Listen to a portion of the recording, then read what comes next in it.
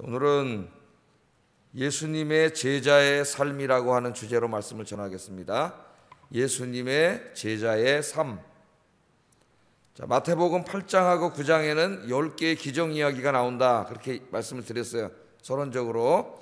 그래서 처음에 3개의 기적 이야기가 한 세트로 돼 있고, 그 다음에 이제 제자도 말씀, 오늘 제자도 말씀이 나오고, 또 이제 내일부터 또 3개의 기적 이야기가 나올 거예요. 그게 또 한 세트로 돼 있고, 그 다음에 또 제자도에 관한 이야기가 하나 있고, 그 다음에는 4개의 기적 이야기, 3개로 할 수도 있습니다. 그래서 신학자들은 숫자를 맞추려고 333 이렇게 하기를 좋아해요. 그러나 기적 숫자로는 4개인데 동시에 가는 길이 하루 이루어졌기 때문에 하나로 치기도 합니다. 자, 이렇게 이제 말씀이 돼 있다. 그래서 5장부터 7장은 주로 예수님이 산에서 가르친 말씀이죠.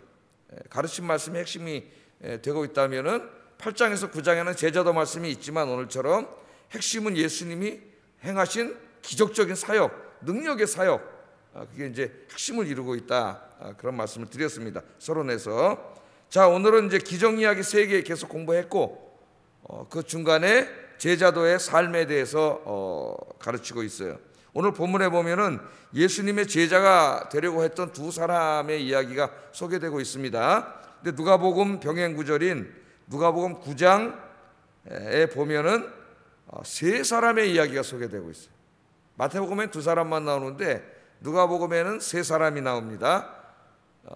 그래서 보통 이제 목사님들이 제자도 설명할 때 누가복음 본문을 많이 택하세요. 3가지 이야기가 다 있기 때문에. 그래서 오늘은 누가복음까지 합쳐가지고 3가지에 대해서 말씀을 전하려고 해요. 예수님의 제자가 되고자 하는 사람은 어떤 각오로, 어떤 자세로 어떻게 살아야 되는지 오늘 이 사람들을 통해서 배우려고 합니다. 자, 첫 번째, 오늘 본문 말씀 19절에 보면은 예수님의 제자가 되겠다고 자천하고 나선 한 사람이 소개되고 있습니다. 19절 한번 같이 읽겠습니다. 시작.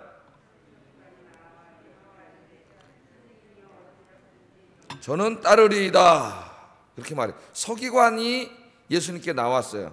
18절에 보면은 어떻게 되어 있습니까? 예수께서 무리가 자기를 애워싸는 것을 보시고 건너편으로 가기를 명하시니라, 그렇게 말씀이 나오죠. 예수님께서 막 귀신 쫓아내고 병자 고치시고 이런 사역을 계속했죠. 그랬더니 막 사람들이 막 몰려오고, 막 왕으로 세우려는 사람도 있고, 막 이 사람이 누구냐 이러면서 막 사람들이 막 몰려오는데, 그 중에 한 사람이 이제 서기관이에요. 서기관이 예수님께 찾아와서 하는 말이, 내가 예수님, 나도 예수님 제자가 되고 싶습니다. 그런데 어느 정도까지? 선생님이 어디로 가시든지 난 따라가겠습니다. 그게 어떠한 힘든 길이라도 따라가겠습니다, 그런 말이죠.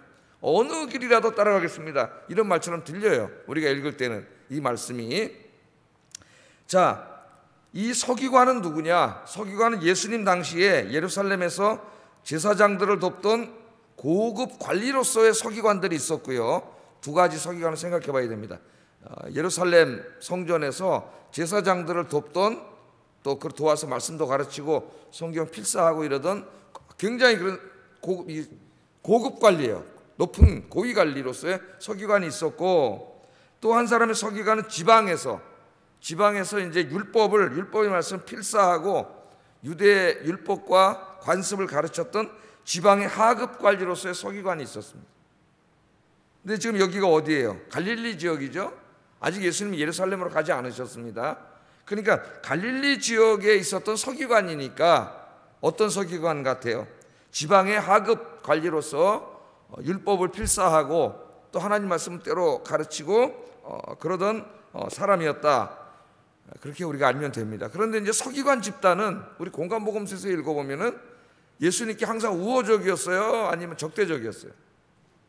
적대적이었죠.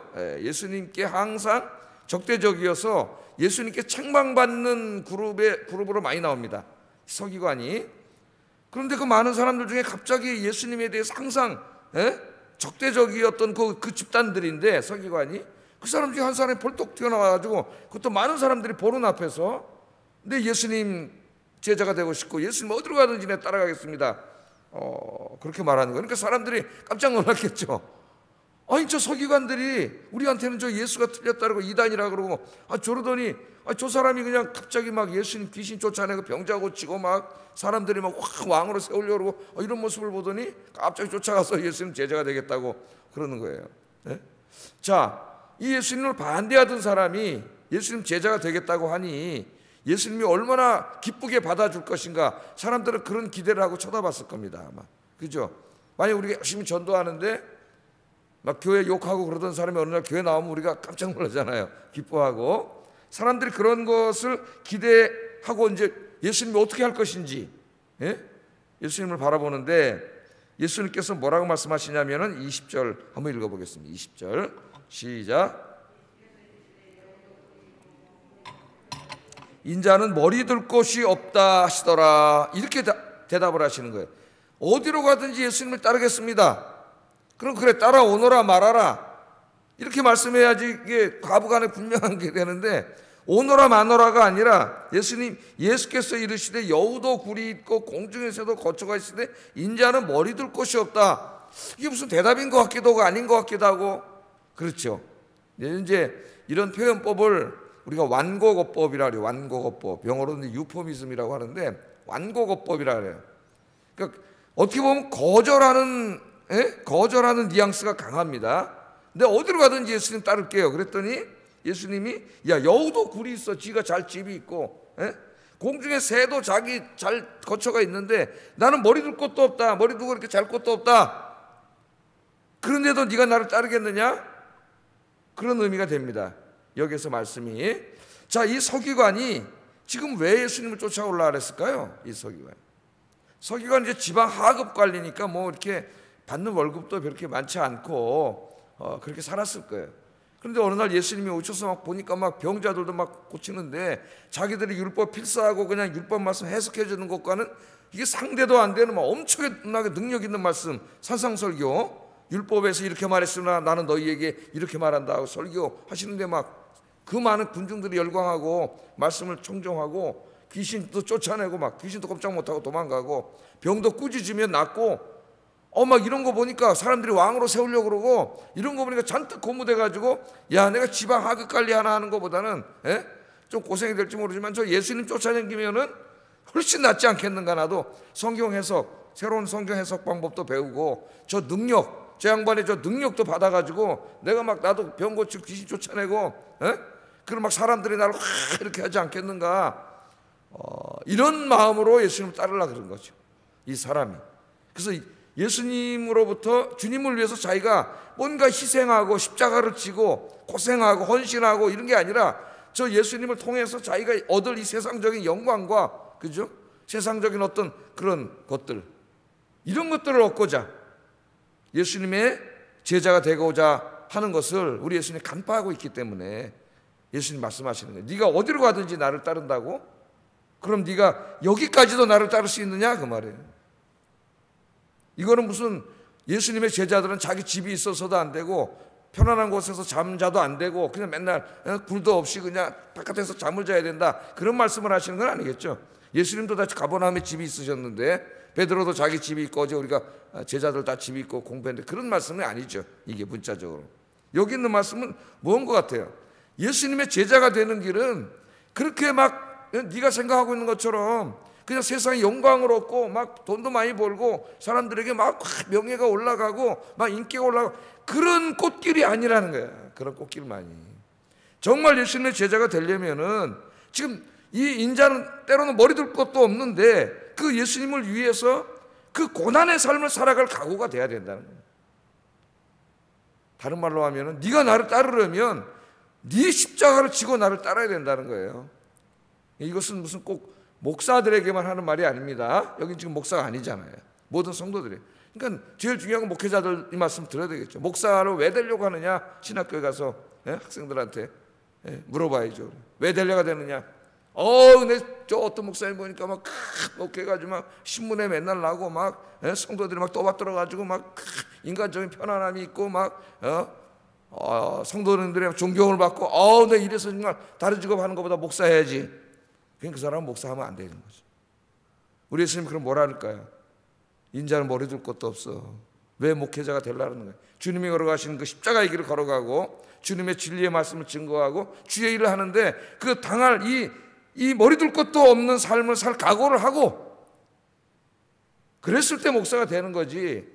보니까 다른 직업보다 훨씬 좋네? 그래서 목사가 된다면 그 사람 목사가 되면 안 돼. 신학적인 사람 다 내보내야 돼.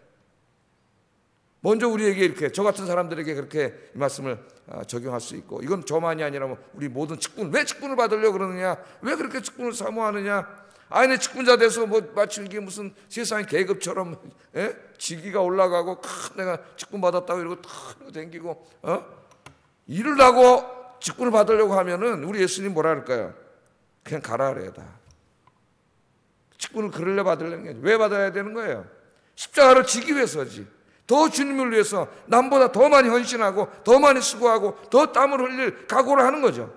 편안하게 그냥 내 개인 생활하고 맨날 취미 생활하고 나 휴식 취하고 놀러 다니고 이러려고 하는 게 아니라 그 다른 어떤 사람들보다도 더 많은 시간을 내고 더 많은 물질을 들이고 더 많은 헌신을 해서 주님을 섬기는, 진짜 어떨 때는 머리 둘 것도 없이 바쁘고 헌신된 삶을 살기 위해서 직분을 사모하고 그래야 되는 거죠.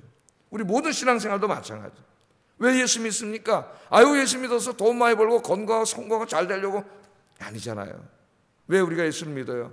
예수님이 하나님의 아들, 우리의 구원자시고 그분의 가르침이 진리의 말씀이기 때문에 그 길이, 그 말씀대로 순종하는 길이 머리둘 곳도 없는 그런 고난의 삶이라 할지라도, 십자가의 삶이라 할지라도, 그런 많은 희생과 헌신과 봉사를 요구하는 삶이라 할지라도 그 길이 생명의 길이고 진리의 길이기 때문에 여러분이 예수 믿고 오늘 새벽에도 기도하러 오신 줄로 믿습니다. 그 길을 가기 위해서. 오늘 첫 번째 말씀은 바로 그 말씀이에요. 자, 이 말씀을 듣고 있던 또 다른 사람이 다시 또 예수님 앞에 나오는 거예요. 지금 이 말씀을 들었습니다. 그걸 알아야 돼요. 예수님 따르는 길은 이 세상적인 영광을 얻는 길이 아니라 진짜 어떨 때는 머리 두고 잘 것도 없는 그런 삶을 살아야 되는, 그런 수고와 헌신을 해야 되는 그런 길이라는 설교를 듣고도 지금 예수님 앞에 나와서 알겠습니다. 그래, 내 예수님 제자가 되겠습니다. 그러니까 첫 번째 사람하고는 좀 결이 다른 사람이죠. 더 믿음이 있는 사람이에요, 이 사람이. 자, 그런데 이 사람이 뭐라 그래요? 21절 한번 읽어보겠습니다. 시작.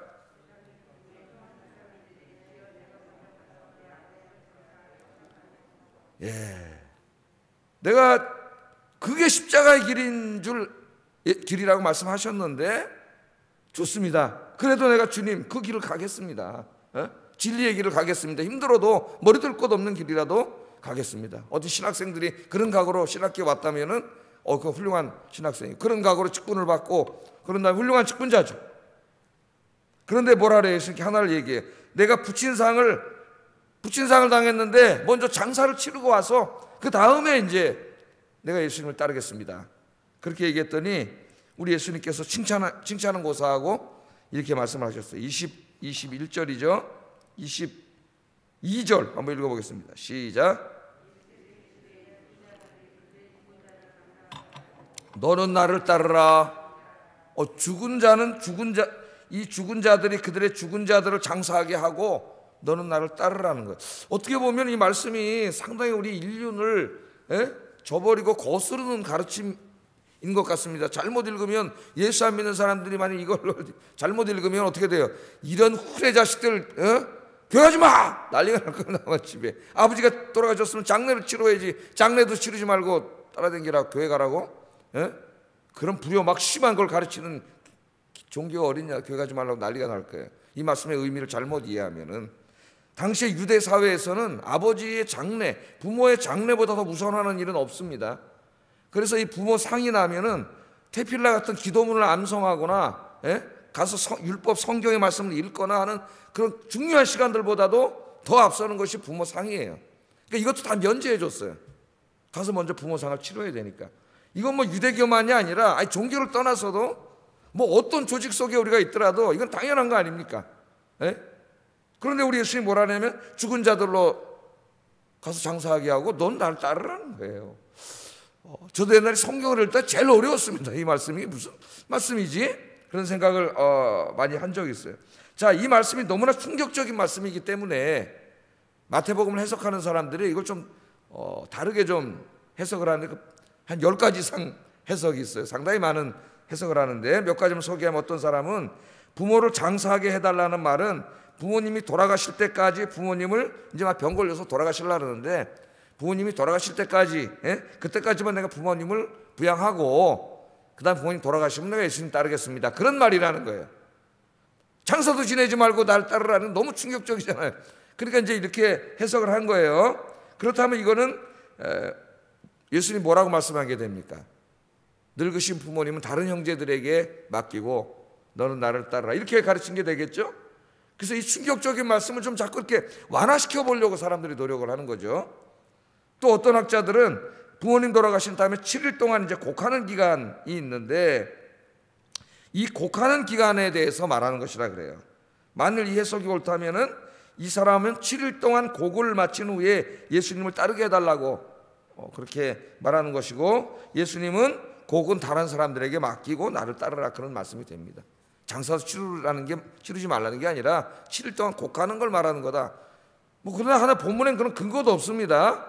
너무나 충격적이기 때문에 그런 뜻은 아닐 거야 하고 자꾸 이제 좀 완화시키는 거죠, 해석하는 사람들이. 또 어떤 사람들은 또 기발한 해석을 하는데, 부모님이 돌아가셨으니 장사 지낼 때 벌어지는 유산상속이 있어요, 유대인들에게. 우리나라도 부모님 돌아가시면 유산상속하죠. 그래서 돈 있는 부모님들이 돌아가시면 장례식이 보통 싸움이 납니다. 자식들이 돌아가신 부모님 앞에서 돈 한 푼이나 더 겠다고 싸우는 일이 벌어져요. 비일비재한 일이에요. 그러니까 이게 아마 그 장사를 지내면서 유산상속을 딱 받아가지고, 그 다음에 이제 내가 예수님을 따르겠습니다, 이런 의미라는 거예요. 근거도 없습니다, 해석에. 만약에 그런 의미라면은 예수님 뭐라 그러십니까? 유산상속 같은데 관심 갖지 말고 나를 따르라. 어떻게 보면 좀 그럴듯한 것 같아요. 그런 말이 되겠죠. 자, 그러나 이런 해석은 어떤 근거도 없습니다. 이 말씀은 아무리 충격적이라 하더라도 문자 그대로 받아들여야 돼요. 문자 그대로 받아들이는 거 외에 어떤 없잖아요, 이 말씀 속에. 죽은 자들을 부모로 장사하게 하고 넌 나를 따르라 그랬어요. 자, 이 말씀은 예수 믿는 사람들은 부모님 상이 나도 주일날 상이 났습니다. 예수님 뭐라 그랬어요? 상나는 것, 장례식보다 나를 따라 했으니까 주일 아버지 어머니 상나고 말고 난 교회 갈 거야. 교회 가서 하루 종일 봉사하다 올 거야, 예배드리고. 그러라는 말씀입니까? 그렇지 않죠? 그렇게 제가 가르친 적도 없고, 상이 나면은 거기를 지키고 주일을 못 와야 되고, 그걸 하나님 그렇게 하지 말라 그랬어요. 당연히 상을 치르게 돼 있습니다. 오늘 이 말씀은 예수님이 그걸 하지 말라는 말씀이 아니에요. 그걸 가르쳤다면은 우리가 어떻게 예수를 믿겠어요? 그런 예수님을. 예수님이 그걸 가르치는 게 아니죠. 누구보다도 효를 가르쳤던 분이고 가족 사랑을 가르쳤던 분이 우리 예수님입니다. 이것은 무엇이냐? 이 특별한 하나의 사건을 통해서 예수님이 중요한 제자들을 가르치시는데, 인간의 삶에 있어서 제일 중요한 게 부모님 상이에요. 그걸 예수님이 알고 계시죠? 그게 인간이 제일 중요하게, 어떤 것보다도 우선되잖아요. 직장도 다 휴가를 주고 모든 것보다 우선되는 게 그거예요. 그러나 예수님이 이거를 통해서 지금 장사 지내지 말라는 말이 아닙니다. 이 말씀은 어떤 말씀이에요? 인간들이 제일 중요하게 여기는 부모님 상보다도 더 우선시해야 될 일이 있다고 하는 것입니다. 그러니까 뭘 가르치는 거냐 하면, 우리 인생에서 그 장례 치르지 말라는 말이 아니라 장례는 치러야 되지만 우리 인생에서 최고 우선시해야 될 일은 뭐냐면 바로 뭐예요? 하나님을 섬기는 일이에요. 주님을 섬기는 일이에요. 그게 우리 인생의 최우선이 돼야 된다. 먼저 산상설교에서 가르쳤잖아요. 너희는 먼저 그 나라와 그 의를 구하라. 먼저! 우리는 자꾸 내가 먼저죠. 내 일이 먼저고, 내가 돈 버는 게 먼저고, 내가 쉬는 게 먼저고, 다 내가 먼저예요. 이제는 그 먼저를 바꿔야 된다는 거예요. 제자가 되려면 먼저 하나님. 먼저 하나님을 믿는 가운데도 부모님 상이 나면 상은 치러야 돼요. 예수님이 그걸 하지 말라는 게 아닙니다. 지금 이 하나의 사건을 통해 중요한 것을 가르치는데, 예수님의 제자가 되면 이제는 제일 내 삶의 우선권에 하나님이 와야 된다는 걸 가르치는 거예요. 여러분들의 삶의 최우선에 하나님을 두고 사시기를 주의 이름으로 축복합니다. 세 번째는 나오지 않죠, 여기에. 그러나 여러분, 저 누가복음 9장 61절 한번 찾아보세요. 누가복음 9장.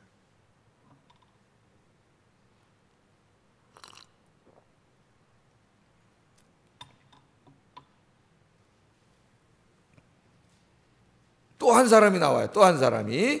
자, 이거 세 개까지 합쳐야 완성이 됩니다. 자, 읽어보겠습니다. 시작. 나로 먼저 내 가족을 작별하게 허락하소서.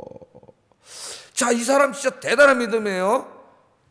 앞에 두 말씀 다 들었잖아요, 이 사람은. 그죠? 예수님 따라가서 제자가 되는 길은 영광의 길이 아니라 고난의 길이라는 것도 배웠습니다.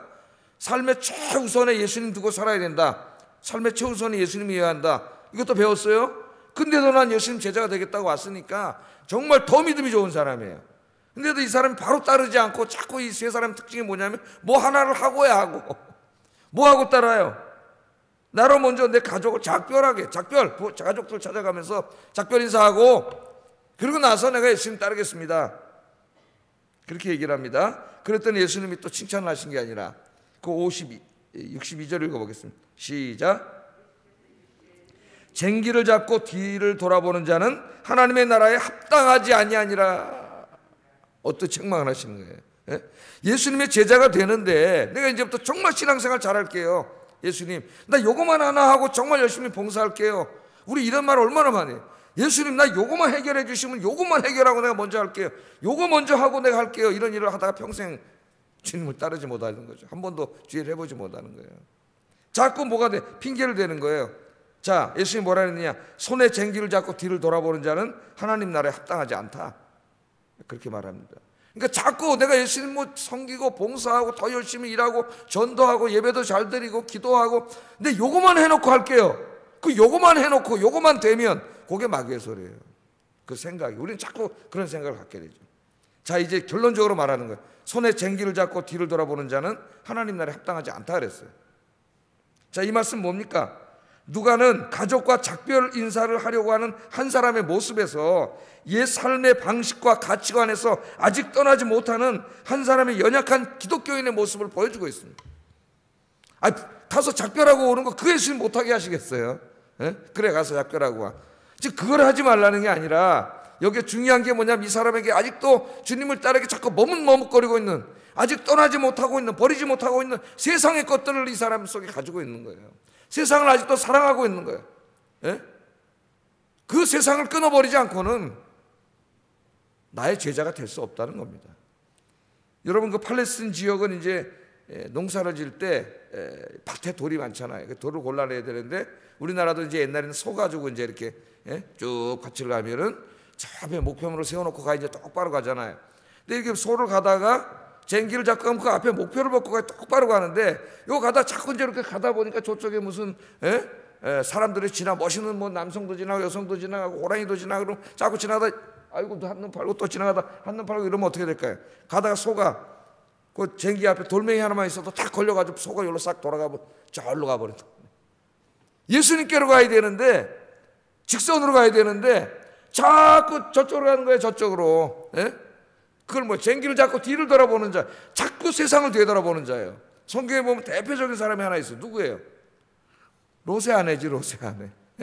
그 소돔과 고모라의 유황불 심판이 내려가지고 그 유황불 심판을 받아서 다 죽어가고 있는데 거기서 그냥 정말 아브라함의 중보기도 덕택에 나온 거죠.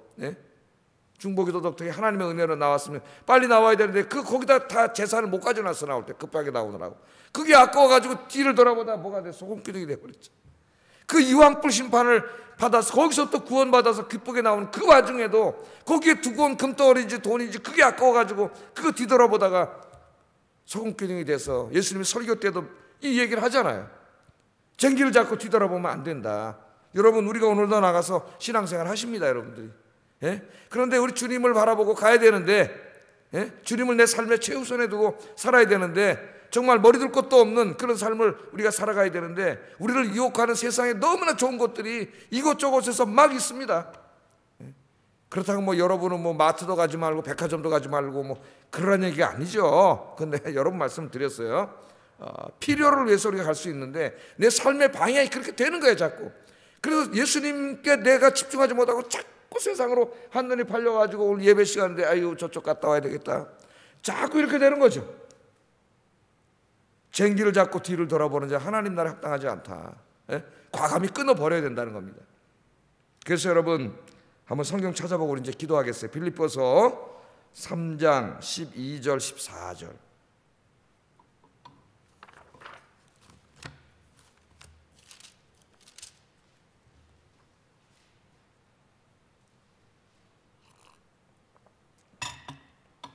같이 한번 읽겠습니다. 내가 이미 얻었다 함도 아니요 온전히 이루었다 함도 아니라 오직 내가 그리스도 예수께 잡힌 바 된 그것을 잡으려고 달려가노라. 형제들아, 나는 아직 내가 잡은 줄로 여기지 아니하고 오직 한 일, 즉 뒤에 있는 것은 잊어버리고 앞에 있는 것을 잡으려고 표대를 향하여 그리스도 예수 안에서 하나님이 위에서 부르신 부름의 상을 위하여 달려가노라. 아멘. 여기 달려간다는 말은 육상 경기 비유잖아요. 이거는 100m 경기입니다. 100m 경기. 100m 뛸 때 사람들 보셨죠, 여러분? 다 뭐만 쳐다봐요. 골인전만 쳐다봐. 잠깐만 한눈 팔아도 집니다. 뒤에서 0.001초로 쳐요. 진짜 100m 달리다가 마지막에 고개 한번 살짝 뒤에 얼마나 오나 되돌아보는 사람은 나는 우샤인 볼트밖에 못 봤어. 우샤인 볼트. 월등히 앞서 나가기 때문에 그냥 팍 들어요. 9초맨 나와요. 9초맨. 와, 여기 달려가는 게 바로 그런 거예요. 주님을 우리 인생 표대로 삼고 우리가 그리로 가야 됩니다.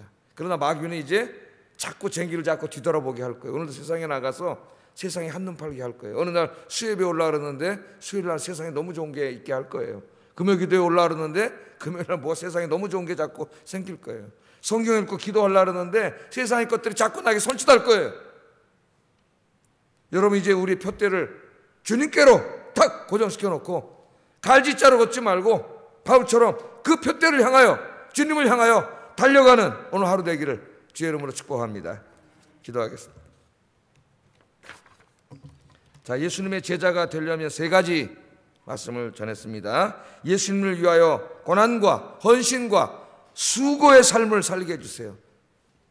두 번째, 내 삶에서 하나님을 내 삶의 최우선에 두고 살게 해주세요. 세 번째는 이제는 세상에 한눈 팔지 않고 오직 하나님 한 분께만 집중하게 해주세요. 세 가지입니다. 기도하겠습니다. 사랑과 은혜가 충만하신 하나님,